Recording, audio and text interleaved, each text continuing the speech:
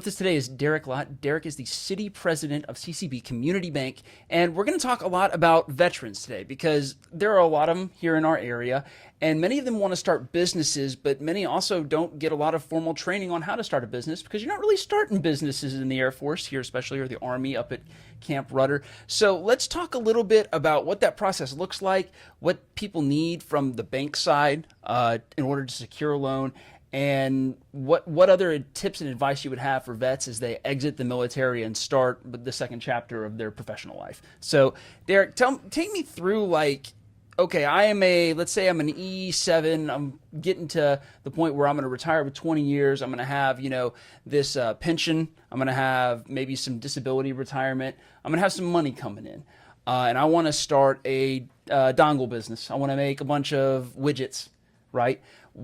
What do I need to do first right now? Even though I'm still in the military, maybe I got 2 years left. What do I need to know about starting a business right now? Well, what's most important is there's a lot of resources out there that's available to military people that are separating from their service duty. Take advantage of them, but also find a local banker. Hopefully it'll be me at CCB Community Bank in Crestview. But have a local banker that focuses on business banking, as I do, that you establish a relationship with. Tell them about your plan. If you've already set up your entity with SunBiz, you've got a plan for it, you've got our articles, you got an EIN number, you establish a banking account with us. That allows us to, one, have a basis of a relationship already established for when we start looking at the bigger picture things, like maybe that you're talking about 2 years before. Now we're talking about a year out, and now you're talking about, hey, I need to buy this equipment, or I need to be able to rent this building, or I need to be able to have some kind of line of credit to pay people. How do we do that? Well, having already a relationship with you that you've at least have something started versus walking in the door helps tremendously. That also gives you a spot that you can put money into the bank so that you can have your component of this startup cash, because people don't understand that there's really no source when you have a good idea or I have a good idea that we can just fund 100% of it. Mm-hmm. Because nobody wants to be on the hook for 100%, except for the person that owns the business, right? Because at the end of the day, like, y'all have shareholders, then so your incentive structure is like, look, we'll take some risk, right? Because that's what banks do, right? Is they take educated risks, but we ain't gonna take the whole thing, because if we do that and we're left holding the bag, we're not gonna have a bank for very long. That's right, yeah, and that's a perfect example, because one thing I understand is, like, our shareholders, our bank is an 80-year-old bank, rounded up, but they've been around a long time. They're community people. I mean, they're doctors, they're business owners, they're farmers, they're people that do the kind of stuff that we, as the community lenders like me, try to do business with people like that. So they understand what it's like starting business, being in a business, paying payroll, paying taxes, figuring out how to buy the next piece of equipment. But they also want the bank to be successful. They want to make money, a fair rate, fair terms, fair fees. We got to be competitive. But they're not just going to take a crazy risk because someone thinks it's a good idea. So how do you mitigate that risk as a banker, right? Like, what are you telling the guys that are maybe a year or two out from leaving the military, starting this business, that they need to do in order to show, like, CCB, they're good for the loan? Well, like in your example earlier, like, so if you're leaving the military, you got a pension, retirement, and you've got some money coming in, you've got some money saved up, and you're looking to... And those two things are important, right? Money coming in, money saved up. That's right, yeah, because what we look at is just like when you're buying a house, they look at the debt to income. We look at debt service coverage. It's the same thing, in essence. We take a bunch of income, we take a bunch of debt, and we divide it out, and we get a magic number, and it's got to be within this level. Mm-hmm. So you do have to have money to be able to borrow money, or you've got to be able to have money coming in. So what we call the pro forma income, like from your example of, hey, you're going to build these things and sell them, and I'm going to make this amount because I can sell this many. That's great, but we got to at least know for now, or at least historically shortly, that either you have the ability to pay what you're asking for, even if this thing doesn't make money, mm-hmm. or somebody else is on the hook with you that can help ensure that we get that repayment back. So that pension income and that disability income totals out to X amount of dollars. Well, that's probably going to be the basis of any loan that you're going to make moving forward, as opposed to the, like, I'm going to sell these widgets for $5 a piece. I expect a 5% profit, which means I'm going to make $10,000 in a month or something like that. You're not looking at that part. You're looking at the retirement and the disability and how much money you got saved. Great question. So in that example, for instance, if you had a extremely solid contract with maybe like a major defense contractor, and they're saying, hey, I'll buy those widgets for the next 5 years for that amount, and it's a solid Somebody signed that piece of paper. That's right. Okay. Then we can look at that income and consider it for future repayment. Now, if it's just you're going to set up shop, build some things, open up a store, put it online, and maybe they'll sell, well, there's not much strength in that versus how are we going to get repaid? A guarantee. Yeah. So if you're coming to us and you're saying, hey, Derek, by the way, I've had my business account with you for 2 years now, and I got $20,000, $30,000, $40,000 in it, and I've been using it and never had a problem with the account, no overdrafts, everything's great. And maybe you have your retirement going into a personal account with us. And if we looked at all your bills, and you're not a heavy user of credit, we call it. You don't have a truck and a car and a boat and a four-wheeler and a second home and a RV. And when we look at all your income and we look at all your debt, it washes out. Then that doesn't help us with future borrowing. Because I'm a bigger risk because I got more money on the table. That's right. Okay. So if you are planning to start a business in a few years and you're about to separate in a few years, what you want to plan for is having the business the important thing for you and the future income you can get from that, or do you want to have to buy the boat Toys. now? Yeah. Or do you want to buy a bigger house now? Or do you want to maybe wait on that if this thing that you're going to do is going to pay as great as you feel like it is? Then maybe you wait on those purchases later down the road so that you have more of that surplus income now that we can use to service this proposed debt. So you can't have it all is what you're telling me. That's right. Well, that don't work for me. That's how the American dream works. And so as the military members getting closer and closer to this retirement and moving into their next phase of life, they might be looking for somewhere to be physically, right? How is the market for entrepreneurship here in the local area? How is it looking right now? Are people, taking out loans and taking risks and starting their businesses, or are people holding back right now in this financial environment? Good question. Just got out of one of our bank board meetings, and we talked about that a little bit. So a lot of the bigger projects we're seeing, they're continuing to move. The land developments and neighborhoods, housing is always going to be a good thing around here. It's slowed down some, but what I'll try to tell people is you got to keep in mind our housing market. If you put it in perspective of going down the highway, our housing market for the past 2, 3, 4, 5 years has been going 100 miles an hour when the speed limit's say 75, right? Well, we're slowing down now to like the speed limit, so it's still great. So people just have to understand it's an up and down thing, but it's slowing down, but we're getting more to probably what's reasonable with the rest of the country. We're going to always be great around this area because we got all the military. We got Williams International coming up in North Crestview. They're going to bring a ton of opportunity for jobs, subcontractors, vendors, support companies, etc. That's going to be at the Shoal River Ranch. So there's a lot of opportunity for especially for the military type or the DoD type people that work in this area, whether it's 7th Special Forces, Eglin, et cetera. We got the Air Force Research Lab, all the different test squadrons. We got a lot of ancillary people that aren't just flying the jets, but they're the engineers, they're the support people, they're the people that understand how to do the different things that make everything go, and they have wonderful ideas that they can go into business and make good money. Williams International has come to Crestview, right? And like you said, the market is slowing down to the speed limit, right? So like relative to 100 miles an hour, 75 miles an hour isn't great, but 75 miles an hour is much better than a lot of other places, right? Yeah, so yeah. Williams International comes in. What does that look like, and how do you prepare for that as a bank to loan to people that might want to start businesses that are related to, building turbines or opening restaurants near the place? I mean, because people got to eat, right?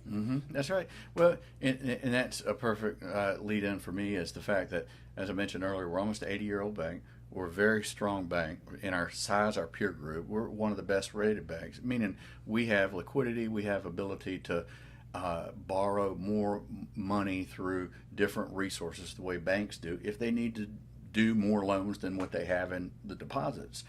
Being a strong bank, a stable bank is important.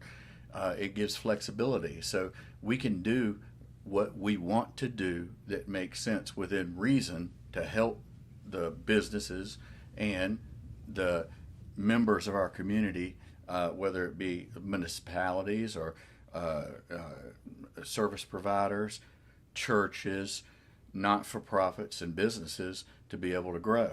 What do you see in the next 10 years for Crestview specifically? I mean, it's been growing, right? And like you said, it's still growing, not as rapidly as it was maybe 2 years ago, but it's still growing pretty fast. What does the future look like for Crestview in North Okaloosa County? Yeah, the north end of Crestview, where my bank is located, which is up on the north end by the high school, there's a tremendous amount of development. The property appraiser is now moving over there, and there's another development that's close to the bank that's going to be rather large that looks like it's going to happen. Everybody knows that the Walmart community center, I think they call it neighborhood market. Neighborhood That's what market. it is. Yeah. So they're still coming. I think there's a Chick-fil-A coming on the north end of town. They Two say. Chick-fil-A's? Supposedly. Now, see, Niceville can't keep up with that. That's twice the Chick-fil-A power, and they got a Chipotle up there. I don't know. I mean, I like a Chipotle on our end of town. I'm telling you, you guys are rolling in it. Yeah, all right. There's a lot that's happening, and there's a lot of proposed stuff. There's north of the bank. There's still a lot of development. There's some commercial going north of the bank, and then the housing is kind of where it's at because that's where the land is. And then, of course, where the bypass is. They're building a new school. Mm-hmm. There's a lot of land in that area that's going to be developed or that can be turned into multi-use commercial, property. So there's a lot happening. There's a lot of potential, but there's a lot going on. What's the difference between like a commercial loan and a personal loan? I know we talked a little bit about it and something about like credit scores and all that other stuff, but does that really count for something in the commercial loan side? Great question. So in the consumer world, the better your credit score is, the better your terms are. Sure. Generally, in the business commercial loan, same thing more or less, but in the business loan world, if you got good credit, that's great, and we get to keep talking and keep playing. Now, that doesn't mean if you got bad credit, don't come to see me, because if your credit's not good, if something happened, whether it be an accident or a job loss or a divorce or something horrible happened that your credit was impacted, that we can narrow down to why, and it's an isolated period, then we can help you try to find a way to overcome some of that bad credit, and possibly we could still do something for you. But generally, if you got good credit, we keep talking about your request and try to get to the next step, which is going to be the collateral component, down payment, and then the cash flow or repayment.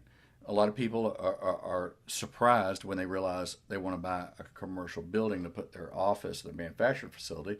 In your home, contrast, you'll finance it over a 30-year amortization. Your commercial building generally is 15 or 5 years, and the rates are 15 or 20 years, and the rate's fixed for a 5-year period. So every 5 years, your rate could go up or down.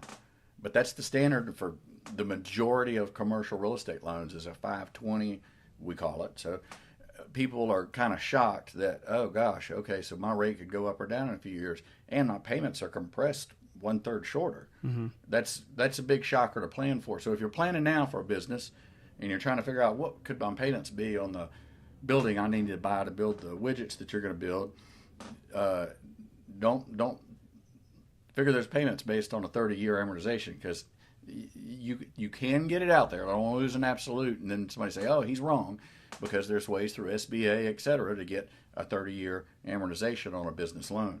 The problem with that, though, is generally you're going to pay more somewhere. Yeah. More in fees, more in rate, more in having to have audited financials. There's always a give or a take.